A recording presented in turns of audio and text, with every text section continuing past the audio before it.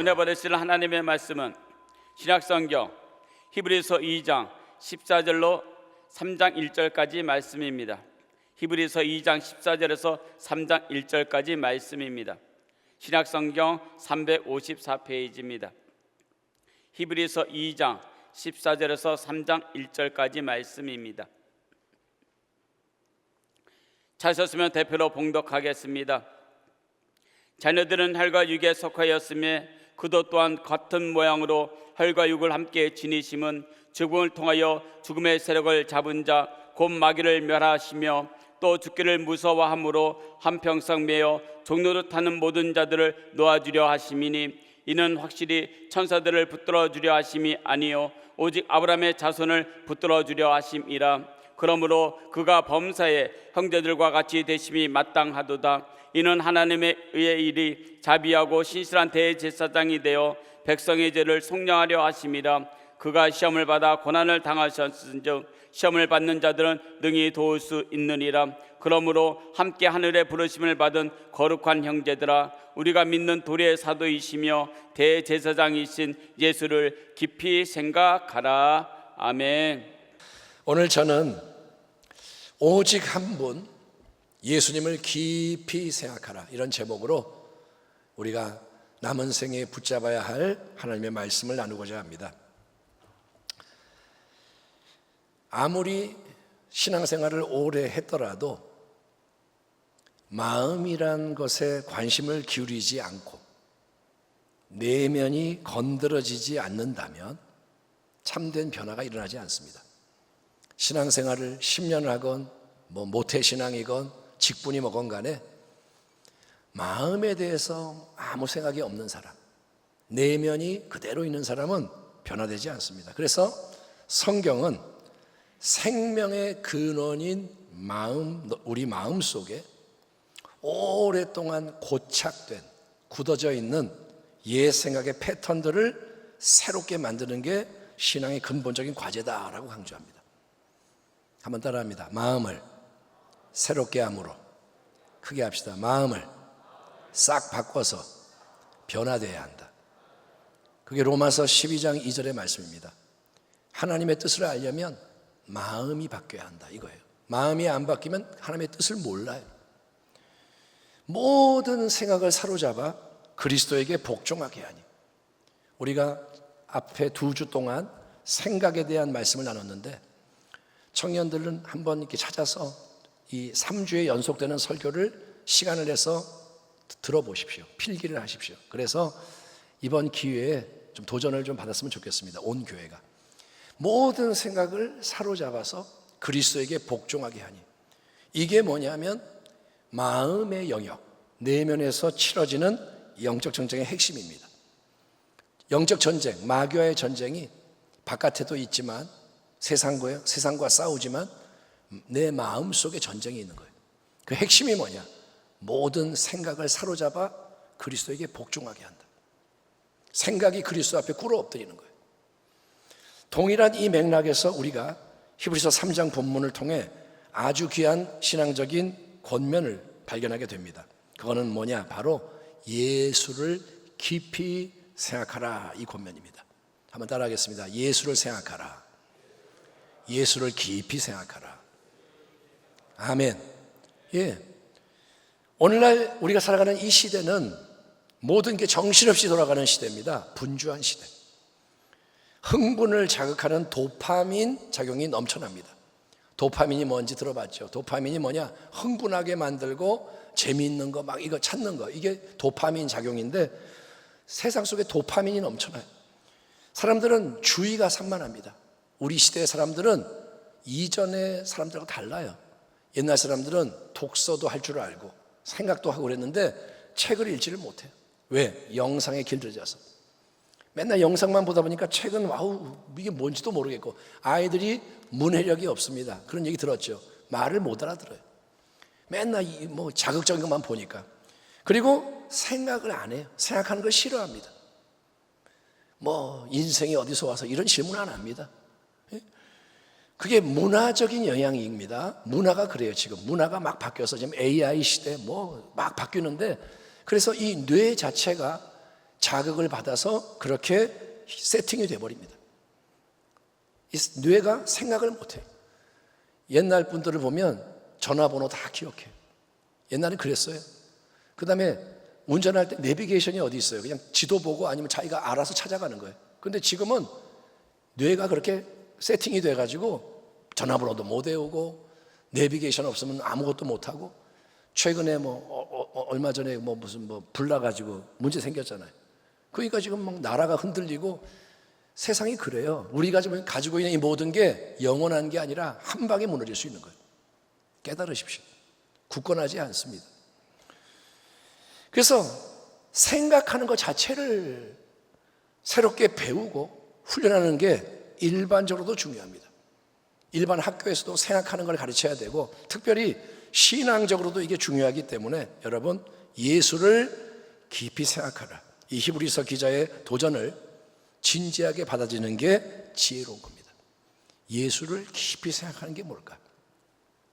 히브리서라는 편지의 배경은 여러분이 잘 아시다시피 그 당시에 유대인 그리스도인들에게 들이닥친 배교의 위기입니다. 배교는 뭐냐? 믿던 종교를 배반하는 거예요. 내가 어떤 종교를 믿다가 버리고 다른 걸 믿던지 안 믿던지, 이게 배교인데, 주변으로부터 자꾸 이제 압박이 와요. 유대인들이, 동료들이, 가족이 압박하고 핍박하고 그러니까 많은 유대인 그리스도인들이 기독교 신앙을 이제 버리려고 그러는 거예요. 예수 믿다가 나 이제 안 믿을래, 다시 유대교로 이전으로 돌아가려는 움직임이 확산되고 있었습니다. 그런 신앙의 혼돈, 위기 앞에서 히브리서라는 편지는 유일무이한 한 분, 참된 구원자 예수 그리스도의 위대하심을 강조하는 거예요. 예수님이 어떤 분인지 알아?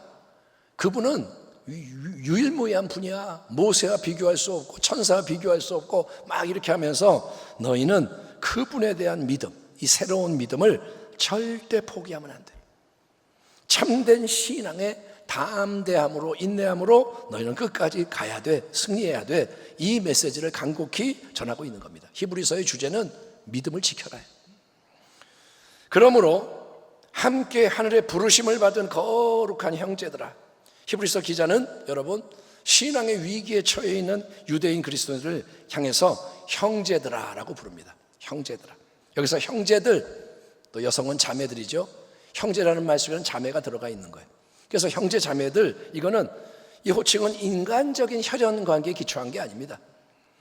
하나님의 아들 예수 그리스도께서 영적으로 친히 우리에게 다가오셨어요. 우리의 맏형, 맏오빠가 되어주시려고 하기 때문에. 여러분은 예수님이 형, 오빠로 불릴 수 있는 걸 아세요? 예수님 보고 형 불러도 돼요. 오빠 그래도 돼요. 왜? 주님이 형제라고 하기 때문에. 그래서 그분이 다가오셔서 내가 형, 오빠 해줄게 하기 때문에 그분 안에 있는 우리 모두는 같은 하늘 아버지께 속하는 거대한 새로운 영적 가족, 하나님 나라의 가족의 형제자매가 되는 것을 여러분 믿으시면 아멘 하시기 바랍니다. 아멘. 아멘. 옆에 있는 사람이 누구냐? 형제. 예수 안에서 자매인 거예요. 예? 셀이 다른데요? 상관없어요. 우리 교회 식구 아닌데요? 예수 안에서는 형제. 그래서 우리는 서로를 그냥 형제라고 부르는 게 아니고 예수 안에서는 거룩한 형제라고 부를 수 있습니다. 거룩하게 하시는 이와, 예수님이죠. 거룩하게 함을 입은 자들, 그분을 믿는 우리입니다. 다 한 근원 하나님 아버지에게서 난지라 그러므로 형제라 부르시기를 부끄러워하지 아니하시고. 성경에서 거룩하다는 것은 뭐냐? 이 보이는 세상으로부터 구별이 돼서 하나님께 속하는 것을 의미합니다. 거룩은 뭐냐? 하나님께 속하는 게 거룩이에요. 여기 있는 이 종은 성물입니다. 거룩한 물건. 왜? 이거는 장난치는 게 아니라 예배 때 하나님을 위해 쓰는 거기 때문에 거룩하다, 구별하는 거예요. 우리가 여러분 스스로 완전하기 때문에 거룩한 것은 절대 아닙니다. 거룩하다는 게 내가 완전하다는 게 아닙니다. 예수님이 우리를 위하시고 우리를 거룩하게 만드시기 때문에, 예수님 때문에 거룩함이 은혜로 주어지는 겁니다. 아멘. 여러분은 거룩한 자예요. 예수 안에서. 그리고 이 모든 것, 우리가 형제 자매요, 거룩한 형제 자매인 것 배후에는 궁극적으로 뭐가 있느냐? 하늘의 부르심이 있다는 거예요. 그러므로 함께 하늘의 부르심을 입은 거룩한 형제들, 하나님께서는 여러분 영원 가운데 우리를 먼저 아셨습니다. 먼저 사랑하셨습니다. 그래서 우리 한 사람 한 사람을 친히 하나님이 택하시고 부르셔서 연합하게 하십니다. 그게 하나님의 놀라운 은혜라는 거예요. 내가 먼저 하나님을 안 게 아니고 그분이 먼저 하셨고, 내가 먼저 하나님을 사랑한 게 아니고 그분이 먼저 사랑하시고, 아멘. 그분이 불러서 관계가 맺어진 거예요. 찬송하리로다 하나님 곧 우리 주 예수 그리스도의 아버지께서 그리스도 안에서 하늘에 속한 모든 신령한 복을 우리에게 주시되 곧 창세 전에 그리스도 안에서 우리를 택하사 우리로 사랑 안에서 그 앞에 거룩하고 흠이 없게 하시려고 그 기쁘신 뜻대로 우리를 예정하사 예수 그리스도로 말미암아 자기의 아들들이 되게 하셨으니 이는 그가 사랑하시는 자 안에서 우리에게 거저 주시는 바 그의 은혜의 영광을 찬송하게 하려는 것이라. 너희는 그 은혜에 의하여 믿음으로 말미암아 구원을 받았으니 이것은 너희에게서 난 것이 아니요 하나님의 선물이라. 행위에서 난 것이 아니니 이는 누구든지 자랑하지 못하게 함이라. 아멘 합시다. 아멘. 아멘. 이처럼 오직 하나님의 은혜로 하늘의 부르심을 받은 거예요. 그분이 먼저 그렇게 정하신 거예요. 그래서 부르심을 받은 이 성도들은 우리는 항상 힘써야 할 가장 중요한 일이 뭐냐? 다른 게 아닙니다. 우리는 예수님을 깊이 생각해야 돼요. 따라합니다. 예수를 크게 합시다. 예수를 깊이 생각하자. 아멘. 하늘의 부르심을 받은 자가 할 일이 뭐냐? 예수를 깊이 생각하는 거예요. 깊이 생각하라.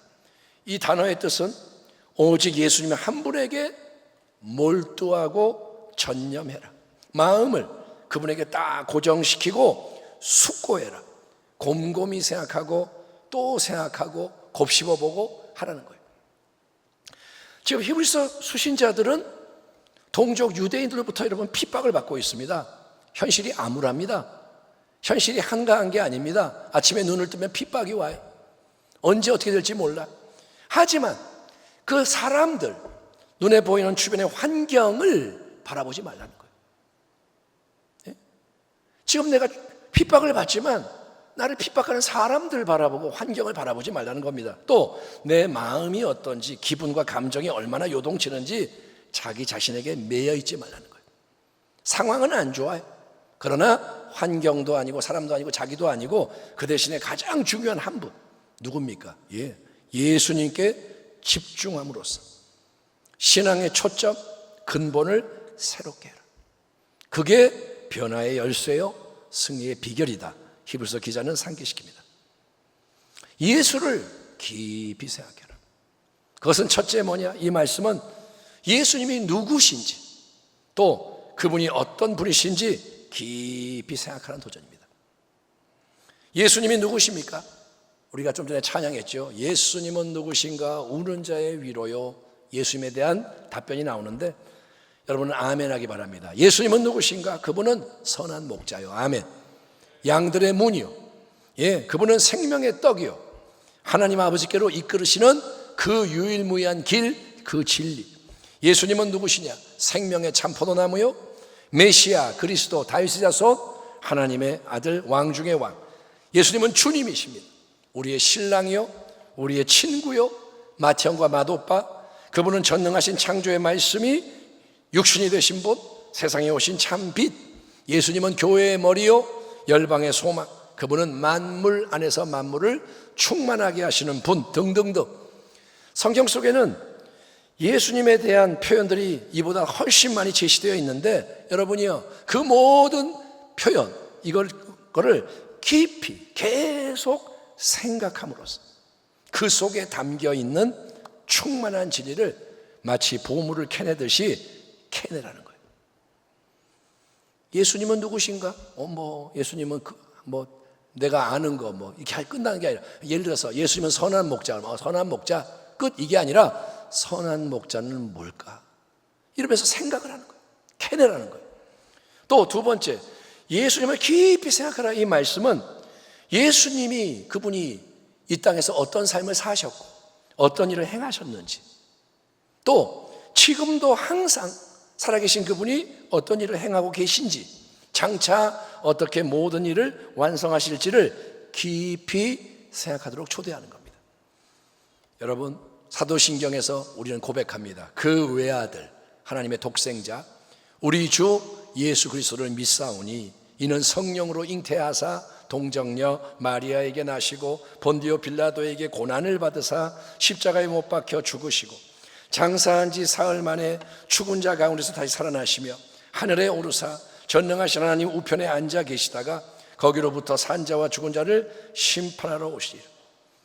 사도신경을 통해 우리는 공예배 때마다 이걸 고백합니다. 예수님의 성육신, 그분의 순환, 죽음, 장사되심, 부활, 승천, 하나님 보좌 우편에 좌정하심, 심판을 위한 재림, 다시 오심.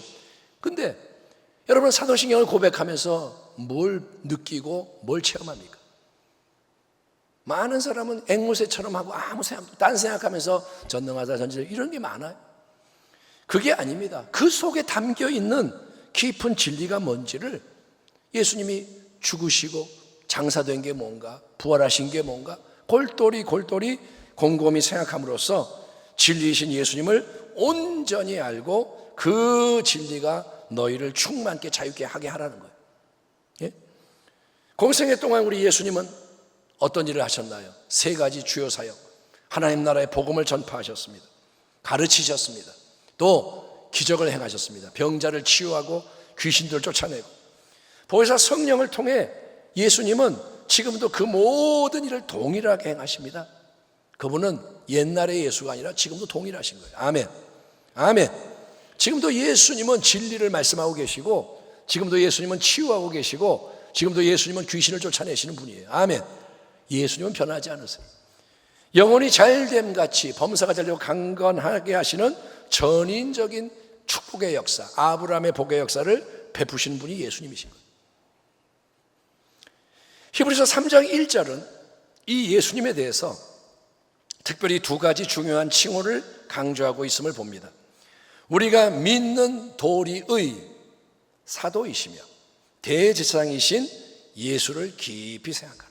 한번 따라하겠습니다. 우리가 신앙 고백을 드리는 예수님은 참된 사도이시며 대제사장이시다. 따라합니다. 그분을 깊이 생각하라. 예, 먼저 히브리서 기자는 사도이신 예수님을 깊이 생각하라라고 권고합니다. 예수님이 뭐라고요? 사도. 그러면 우리는 예수님이 사도라고 생소하게 느낄 수가 있는 거예요. 왜냐하면 우리는 흔히 사도라는 이 직책을 예수님의 12제자 그룹, 베드로, 안드레, 야고보, 요한 등등, 또 사도 바울이나 바나바 같은 사람을 가리키는 것으로 이해하고 있기 때문입니다. 그렇죠? 사도는 뭐냐? 우리는 일반적으로 예수의 최초의 증인들, 부활의 증인들 뭐 이런 식으로 해석하는데, 근데 사도라는 이 단어의 기본적인 뜻은 뭐냐 하면 간단해요. 보내심을 받은 자, 이게 사도입니다. 따라합니다. 보내심을 받은 자. 사도, 그러니까 우리말로 사도라고 하는 게 그리스어로는 아포스톨로스, 에포스톨 영어로, 이게 뭐냐? 보내심을 받은 자. 예수님은 보내심을 받으셨어요. 하늘 보호자로부터 하나님 아버지에 의해서 이 땅으로 보내심을 받습니다. 그것은 여러분, 이 세상이 어떤 곳인지 관광하며 즐기라고 보내심을 받은 게 아닙니다. 하나님 아버지가 예수님한테, 아들한테, 야 심심하냐? 그럼 땅에 좀 갔다 구경하고 와, 바람 쐬고 와, 이게 아닙니다. 예수님은 하나님으로부터 특별한 사명을 부여받아 파송이 되신 겁니다.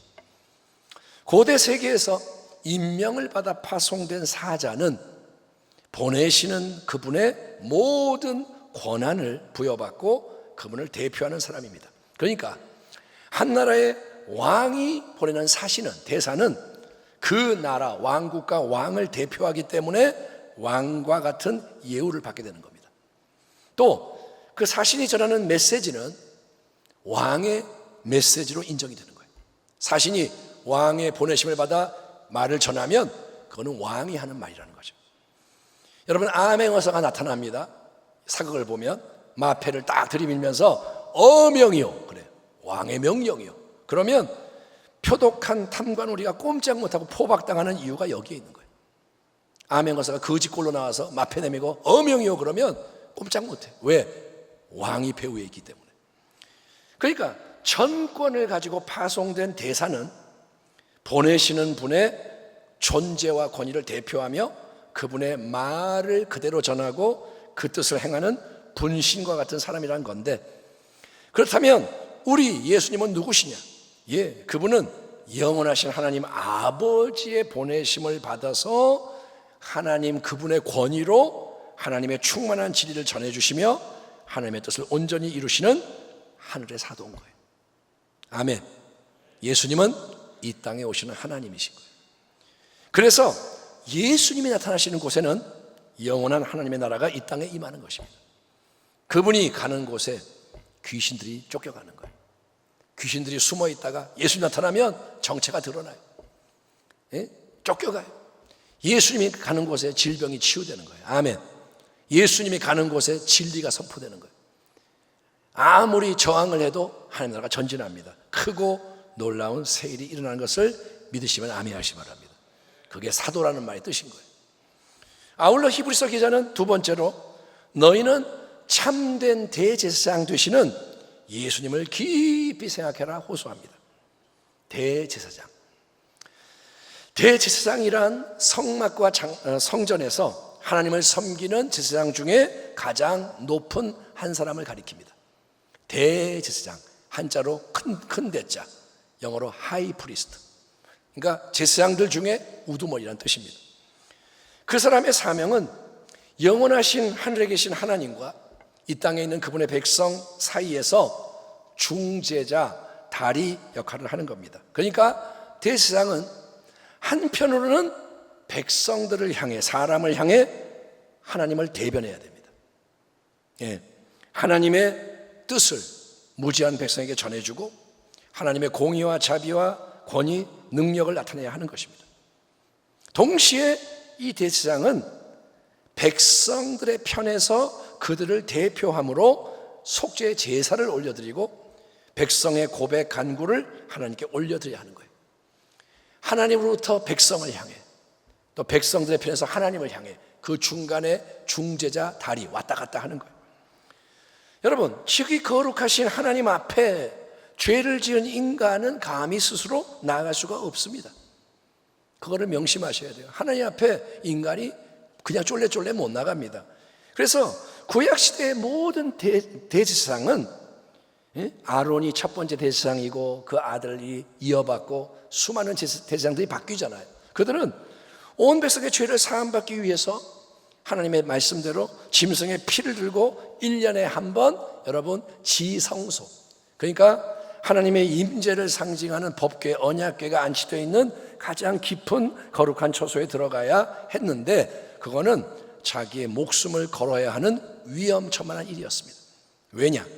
만약에 대제사장이라도 자신이 스스로를 온전히 성결하게 하지 못하고 흠이 있는 모습으로 지성소에 딱 들어갈 경우에 그 대제사장이라도 거룩하신 하나님 임재 앞에서 팍 죽임을 당하는 일이 일어날 수 있었기 때문인 거예요. 실제로 그런 것 같아요. 그런 일이 일어난 것 같아요. 대제사장이 옷에 방울이 달려 있습니다. 그래서 들어가서 딸랑딸랑딸랑 그러면 살아있는 거예요. 그리고 나오면 살아있는 거예요. 그런데 방울 소리가 안 들려.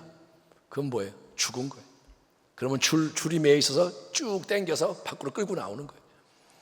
사랑하는 성도 여러분, 그러니 절대로 하나님을 만홀히, 그러니까 소홀하게 가볍게 여기는 우를 범하지 말라는 거예요. 물론 하나님은 그분의 독생자 예수 그리스도 안에서 우리에게 놀라운 은혜를 베푸시는 좋으신 하나님이십니다. 야훼는 긍휼이 많으시고 은혜로우시며 노하기를 더디하시고 인자하심이 풍부하시로다. 자주 경책하지 아니하시며 노를 영원히 품지 아니하시로다. 우리의 죄를 따라 우리를 처벌하지는 아니하시며 우리의 죄악을 따라 우리에게 그대로 갚지는 아니하셨으니 이는 하늘이 땅에서 높음같이 그를 경외하는 자에게 그의 인자하심이 크심이로다. 라는 다윗의 신앙 고백은 영원한 진리가 맞습니다. 하나님은 좋으신 분이 맞아요. 아멘. 하지만 하나님은 우리가 최우선적으로 사랑하는 동시에 여러분 두려워해야 하는 가장 엄미하신 분이라는 거예요. 사랑하는 동시에 두려워하는 게 바로 성경이 강조하는 경외라는 단어의 뜻입니다. 따라합니다. 하나님을, 크게 합시다. 하나님을 경외하라. 아멘. 하나님을 경외한다는 말이 계속 나와요. 구약이나 신약이나. 경외는 뭐냐? 사랑하면서 두려워하는 거예요. 여러분, 종처럼 노예처럼 하나님 무서워해서는 안 돼요. 종이 주인에게 매맞을까봐, 욕먹을까봐, 밥 안 줄까봐 두려워서 벌벌 떠는 이거는 잘못된 두려움이에요. 그거는 경외가 아니라 여러분 파괴적인 두려움. 하지만 반대로 여러분 하나님을 사랑한답시고 그분을 아무렇게나 함부로 대하는 것 역시 미성숙하고 위험한 신앙입니다. 어린아이 때는 할아버지 수염을 잡아당겨도 오냐 예쁘다 해줍니다. 3살짜리 애가 할아버지 수염을 당겼어. 할아버지가 아야야야 아이고 이놈 아이고 귀여운 놈 이렇게 한단 말이야. 깎아서 줄까 그래. 근데 20살 25살 30살 돼서도 할아버지 그러고 수염을 당겨봐요. 그러면 아이고 이쁘다 그래요. 이 고얀 놈 난리가 나죠. 참된 신앙 안에서는 하나님에 대한 깊은 사랑과 경건한 두려움이 온전히 조화를 이루어야 하는 것을 명심하십시오. 한번 따라하겠습니다. 이거 중요한 말이에요. 윗사람에게 안 할 짓이라면 하나님께도 하지 마라. 아멘. 네. 내 상사에게 안 할 짓을 하나님께 하지 마세요. 무슨 말이냐? 상사가 뭐 시키면 내가 뭐 딴짓해요? 응? 예배 자리에서 그러니까 상사가 무슨 말을 하는데 내가 딴짓할 수 있냐 이거예요. 예 알겠습니다 이러지. 뒤에 가서 욕할지라도. 근데 하나님 앞에서는 우리가 그 짓을 하는 거예요. 예배 드리면서도 딴짓하고 그게 뭐냐? 하나님을 사람보다 못하게 여기는 거예요. 진짜입니다. 깨달아야 돼요. 우리는 지금 굉장히 버릇이 없어요. 하나님을 우습게 여기는 거예요. 11조를 해라. 하나님과 도둑질하지 마라. 그러는데 우리가 뭘 도둑질했습니까? 상사 돈 훔치면 가만히 있겠어요? 절대로 안 해요. 선물 사주지 우리가 오히려. 그런데 하나님 거는 내가 뭐 이렇게 하고도 전혀 문제가 안 돼. 사람에게 안 할 짓이라면 하나님께도 하지 말라는 거예요. 아멘. 그게 경외라는 거예요. 이 지침이 도움이 될 거예요. 내가 사람에게 안 하는 짓을 하나님께 하면 안 되지? 그거를 생각하십시오. 구약시대 모든 인간 대세상들은 불완전한 중재자일 수밖에 없었습니다. 왜냐? 스스로가 유한하고 죄가 있는 인간이기 때문에. 아론도 인간이고 죄인이고 아론의 아들 엘리야살도 그렇고 그러니까 불완전해. 하지만 우리 예수님은 여러분 영원한 말씀이 친히 육신이 되신 인간이 되신 분입니다. 처녀 마리아를 통해 성령의 권능으로 이 땅에 태어나셨습니다. 그래서 예수님은 아담의 후손이 아니에요. 우리는 다 아담의 후손 죄인으로 태어났지만 예수님은 아담과 상관이 없어요. 아멘. 아멘. 그래서 범사에 우리와 똑같은 인간인 건 맞지만 단 한 가지 근본적인 다른 점이 뭐냐? 그분은 여러분 아무 죄가 없으신 온전히 거룩하신 분이라는 거예요. 죄가 없는 인간. 하나님이 원래 창조하신 원하시는 모습의 인간인 거예요. 그렇기 때문에 오직 한번 그 예수님을 통해서만 하나님 아버지가 예비하신 위대한 대속과 구원의 역사가 성취될 수 있었고 우리 예수님은 모든 그분을 믿는 자에게 유일무이한 대제사장이 될 수가 있는 것입니다. 히브리서 기자는 말합니다. 자녀들은 우리 인간들은 혈과 육에 속하였음에 그도 예수님도 또한 같은 모양으로 혈과 육을 함께 지니심은 죽음을 통하여 십자가 죽음의 세력을 잡은 자 곧 마귀를 멸하시며 또 죽기를 무서워함으로 한평생 매어 종로로 타는 모든 자들을 놓아주려 하심이니 그러므로 그가 범사의 형제들과 같이 되심이 마땅하도다. 이는 하나님 앞에 자비하고 신실한 대제사장이 되어 백성의 죄를 속량하려 하심이라. 그가 시험을 받아 고난을 당하였은즉 시험받는 자들을 능히 도우실 수 있느니라. 아멘. 그러므로 함께 하늘의 부르심을 받은 거룩한 형제들아 우리가 믿는 도리의 사도이시며 대지상이신 예수를 깊이 생각하라. 창조주 하나님, 그분이 아름답게 창조하신 모든 피조세계에 대한 통치권을 하나님의 형상으로 지으신 인간에게 수여하시는 거예요. 하나님이 세상 만물을 만들고 이걸 다스리는 것을 천사에게 맡기는 게 아닙니다. 하나님이 인간에게 통치권을 주는 거예요. 그만큼 인간을 사랑하시고 존중하시는 분이 하나님이십니다. 그러나 여러분, 첫사람 아담 하와가 불순종하고 타락함으로 말미암아 원래의 복된 창조 질서가 깨져버렸고, 자, 간악한 원수 마귀가 세상에 대한 통치권을 아싸 그러면서 불법으로 강탈하는 거예요. 원래 자기 게 아닌데 인간이 죄를 짓고 넘어지니까 마귀가 그걸 빼앗아가는 거예요. 그때로부터 원수 마귀가 어떻게 이 땅에서 역사하느냐? 원수 마귀는 여러분 죽음의 권세를 가지고, 다시 한번 무슨 권세요? 죽음의 권세를 가지고 모든 이 땅의 인생을 자기 수하에서 종노릇하게 만들고 있다고 히브리서 본문이 증거하고 있습니다. 2장 15절의 말씀이 바로 그 말씀입니다. 보세요. 또 죽기를 무서워함으로 한평생 매여 종노릇하는 모든 자들. 다시 한번. 또 죽기를 무서워함으로 한평생 매여 묶여 종노릇하는 모든 자들. 여러분, 원래는 죽음이 없었습니다. 완전한 세상이었습니다. 그런데 그 속에 죽음이 들어왔습니다. 이유는 아담의 범죄와 타락 때문인 겁니다. 죄를 지으면 죽음을 당한다. 이게 영적 원리예요. 죄의 삭은 사망이다.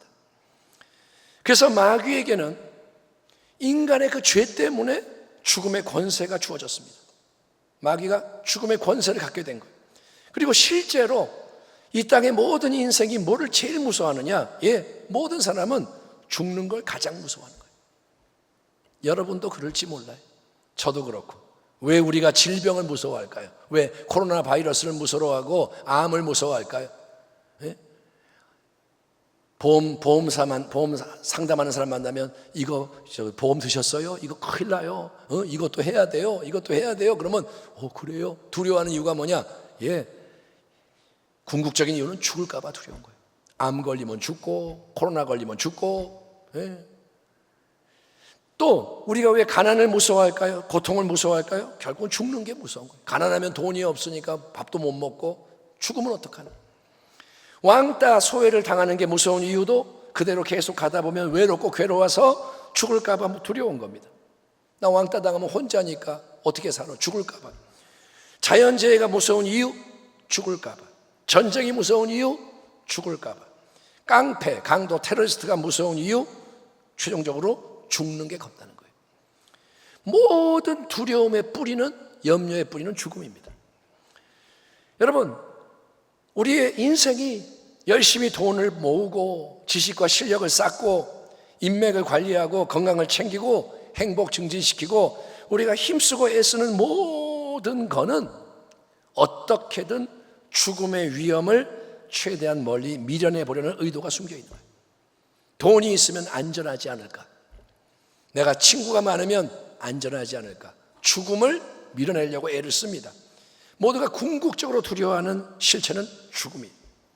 여러분, 죽음의 위협 앞에서는 돈이고 명예고 다 내놓게 됩니다. 너 죽는다, 돈 내놔 그러면 돈 내놔요. 강도가 들어서 너 죽는다, 내놔 그러면 다 내놔요. 명예를 소중하게 여기는 사람, 너 죽는다 그러면 무릎 꿇고 비는 거예요. 죽음 앞에서는 소용이 없어요. 근데 이 죽음은 모든 유한한 존재에게는 반드시 찾아옵니다. 한번 따라합니다. 죽음은 반드시 온다. 당신에게도 옵니다. 인생의 모든 게 무너지는 순간이 죽음이에요. 우리가 세워놓은 모든 게 무너지는 거예요. 돈이 많고 권세가 있고 예쁘고 똑똑하고 잘난 모든 거 죽음이 오면 아무 소용없어요. 세상에서 가장 강력한 힘을 죽음이라고 그럽니다. 죽음이 오면 징기스칸도 나폴레옹도 아인슈타인도 다 소용없는 거예요. 바로 이 죽음에 대한 두려움을 최고의 권세와 무기로 딱 삼고 간악한 원수 마귀는 한평생 모든 사람을 자기의 종, 노예, 포로로 삼아 죄의 길, 불의의 길, 어둠의 길로 끌고 다니는 거예요. 마귀가 하는 말이에요. 너 죽는다, 까불지 마. 그러면 사람 끌려가요.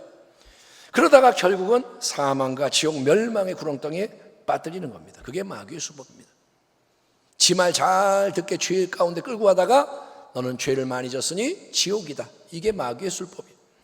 하지만 여러분, 하나님께서는 이렇게 모든 인생이 타락한 이 세상 속에서 절대로 스스로 벗어날 수가 없는 마귀의 통치로부터 우리를 해방시키기 위해서 그분의 영원하신 고귀하신 독생자 예수님을 아무 죄 없는 인간으로 세상 속에 보내시고, 아멘, 사도가 되게 하시고, 그분이 예수님이 온전한 순종의 삶을 사신 후에 십자가에서 영원한 대속의 죽음을 담당하심으로써 마귀의 권세를 멸하게 하신 것을 믿으시면 아멘 하시기 바랍니다. 아멘.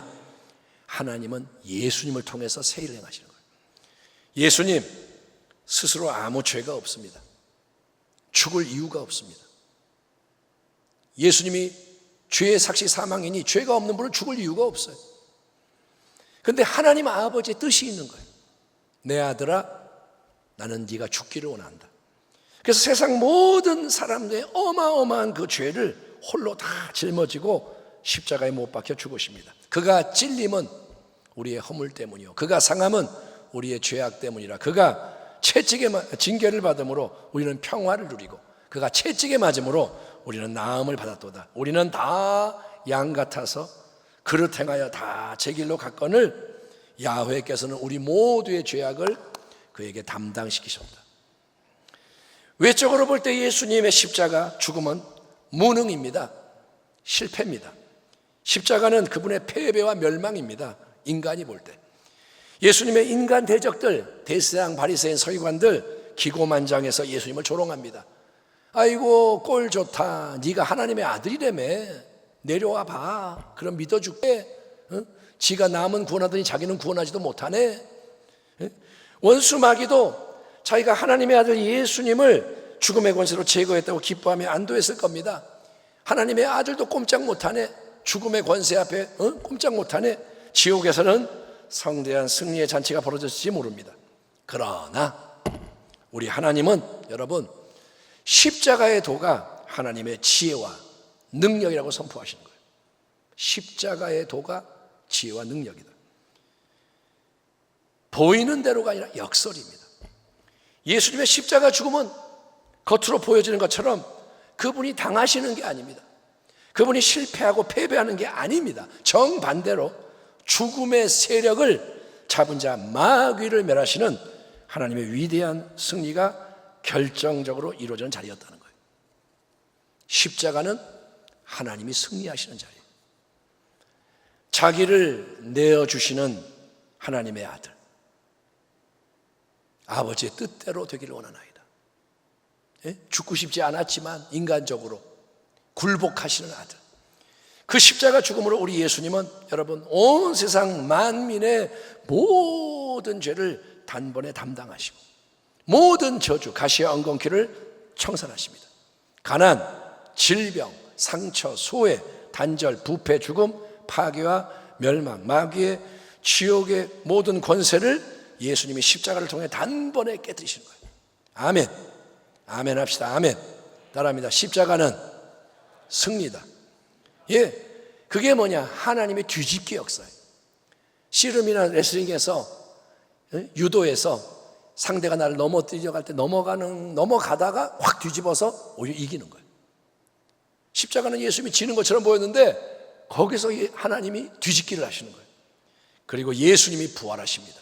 그거는 이 위대한 십자가의 승리를 영원히 확증하고 공포하는 것입니다. 그러므로 중요한 거 여러분은 분명히 아셔야 돼요.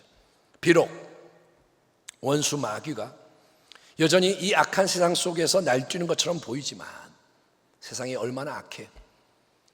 인신매매가 있고 뭐 말도 안 되는 악한 것들이 가득한 이 세상, 마귀가 날뛰는 것 같지만 마귀는 이미 패했고 그 권세는 제한되어 있다는 거예요. 마귀의 권세는 깨졌어요. 아멘. 그는 묶임을 받았어요. 그래서 할렐루야. 예수 그리스도 안에 있는 자에게는 마귀의 권세가 미치지 못한다는 거예요. 한번 따라합니다. 예수 그리스도 안에는 정죄함이 없다. 아멘. 마치 긴 쇠사슬에 매여 있는 크고 무서운 개처럼, 지금 겟세마네 예배에서 히브리서 강해를 하는데 거기서 들려드린 예화를 나누겠습니다. 어떤 목사님이 이 히브리서 강해 설교를 이제 뭐 이렇게 주석을 쓰신 목사님이 거기에 써놨는데, 자기가 옛날에는 우체부를 좀 했었대. 근데 어떤 집에 가야 되면 그 집은 너무 무섭대. 왜? 거기에 송아지만한 개가 있는 거예요. 맹견. 근데 그놈이 짖는 것도 무섭고 막 달려들고, 그래서 이 우체부 이 목사님, 그러니까 목사님 되기 전인가 보죠. 우체부였던 분이 그 집 편지가 오면 무서운 거예요. 아니나 다를까 갔더니 이놈이 확 짖으면 달려드는데 죽는 줄 알았어요. 근데 주인이 하는 말이 괜찮아요, 묶여 있어요, 그러더래. 근데 처음에 확 달려드는 때는 그게 뭐 묶였다는 말이 뭔지도 체험이 안 되고 죽는 줄 알았어요. 근데 딱 1m 앞에서 딱 걔가 못 오더래요, 묶여서. 그래서 이 사람이 놀랬는데 안 물렸어. 근데 몇 번 그 집 왔다 갔다 하다 보니까 이제 묶인 걸 확실히 아는 거예요. 그 다음에는 막 개가 짖어도 들리지도 않아. 달려들어도 걷어보지도 않아. 그냥 자기는 편지 주고 그냥 가는 거예요. 예? 여러분, 십자가에서 사탄은 힘을 잃었습니다. 줄에 묶여 제한받고 있습니다. 아멘. 아멘. 그러면 질문, 언제 우리가 마귀에게 물리게 될까요? 네? 1m 앞에서 멈추는데 언제 물리게 될까요? 내가 이쪽으로 더 가까이 가면 물리는 거예요. 아멘. 이해되시죠? 그놈은 묶여 있어요. 물릴 필요가 없는데 내가 괜히 가까이 가서 깐죽대면 물리는 거예요. 여러분이 예수 그리스도 안에 있으면 안 물려요. 근데 예수 그리스도 밖으로 나가면 물리는 거예요. 나 교회 다니는데요. 교회 다니는데 예수 밖에 있으면 물린다고요.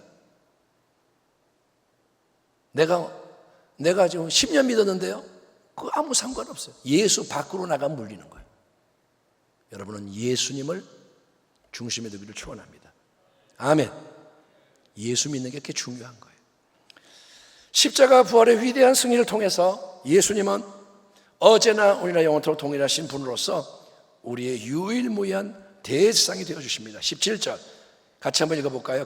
시작. 그가 시험을 받아 고난을 당하였은 즉 시험받은 자들을 능히 도우실 수 있느니라. 아멘. 예수님은 죄가 없다는 한 가지 사실 빼고는 범사에 우리와 똑같은 인간이 되셨습니다. 우리를 형제 자매 삼기를 기뻐하셨다고 성경이 증거합니다. 그래서 하나님의 아들 예수님은 이 땅에 인간으로 거하시는 동안 우리 인생이 받는 모든 시험을 기꺼이 받으시고 고난을 당하셨습니다. 아니, 예수님은 우리보다 더 깊이 시험을 받으시고 더 큰 고난을 당하셨습니다. 왜냐? 유혹을 끝까지 견디셨기 때문에. 우리는 유혹을 조금 받으면 넘어지기도 하고 못 참기도 하고 그러는데 예수님은 끝까지 유혹을 다 참으셨기 때문에 더 깊이 시험당하고 고난을 당하셨습니다. 배고픔과 목마름, 광야에서 시험을 받으시는 거예요. 예수님은 먹는 게 못 먹어서 힘든 게 뭔지를 아세요. 외로움 가운데 시험을 받으세요. 천하 만국의 영광을 보여주며 시험을 합니다. 그걸 얻고 싶으면 절해라. 군중의 인기 앞에서 시험을 받습니다. 피곤하고 비난을 받고 조롱당하고 멸시당하고 배신당하고 학대당하는 것. 그래서 예수님은 결론 우리 인생의 모든 것을 체험으로 하십니다. 그런 까닭에 우리의 대제사장 되시는 예수님은 시험받는 모든 자들을 여러분 온전히 이해하시고 능히 도우실 수 있다고 히브리서 기자가 선언합니다. 이거는 당시에 핍박을 받던 유대 그리스도인들에게 큰 위로가 되는 메시지였을 뿐 아니라 특별히 이 마지막 때를 직면하고 있는 우리 모두에게 한없는 힘이 되는 진리입니다. 찬송가 363장 가사처럼 내 모든 시험, 무거운 짐, 내 모든 괴로움, 닥치는 환난, 마음의 시험, 무서운 죄, 모든 것을 주 예수 앞에 아뢰면, 아멘. 여러분이 아뢰야 돼요. 그러면 그분은 모든 것을 이해해 주시고 공감해 주시며 기꺼이 도와주기 원하시고 능히 도와줄 수 있는 좋으신 주님이신 거예요. 아멘. 예, 그 주님 앞에 항상 마음을 쏟아내며 기도하라는 거예요. 기도를 체질을 하라는 거예요. 사람에게 기대하지 말고 누가 나 좀 안 도와주나, 누가 나 위로 안 해주나, 누가 공감 안 해, 이러지 말고 예수님 앞으로 나가라는 거예요. 예? 인생의 모든 시험, 거기에 대한 참된 해답 예수께 있는 겁니다. 모든 위기에 대한 참된 도움 오직 예수께 있는 거예요. 아멘. 아멘. 방황하다가 돌아가지 말고 처음부터 그분에게 가라는 거예요. 여러분, 어려움이 클수록 예비되어 있는 주님의 은혜로우신 도움이 크다는 사실을 기억하세요. 그래서 우리는 어려움을 통과하면서 더 주님을 알아가는 겁니다. 예, 신앙이 더욱더 성장하고 굳건해지는 마음 새롭게 되는 축복을 누릴 수 있기 때문에 성경은 위기를 기회로 받아들이면서 오히려 시험을 기뻐해라, 환난을 기뻐해라, 전천후 신앙으로 우리를 초대합니다. 내가 바뀌어야 돼요. 아멘. 예, 힘 조금만 내십시오. 곧 끝납니다. 예수를 깊이 생각하세요. 그러나 그저 나 한 사람, 우리 가정만이 문제 해결하고 승리하는 차원에서 끝나는 게 아닙니다. 예수를 깊이 생각한다는 것은 개인적으로 모든 내 시험 이기고 항상 나는 만족해요, 행복해요, 나 끝까지 믿음 지키며 승리합니다, 이것만으로는 예수님을 온전히 기쁘게 할 수가 없습니다.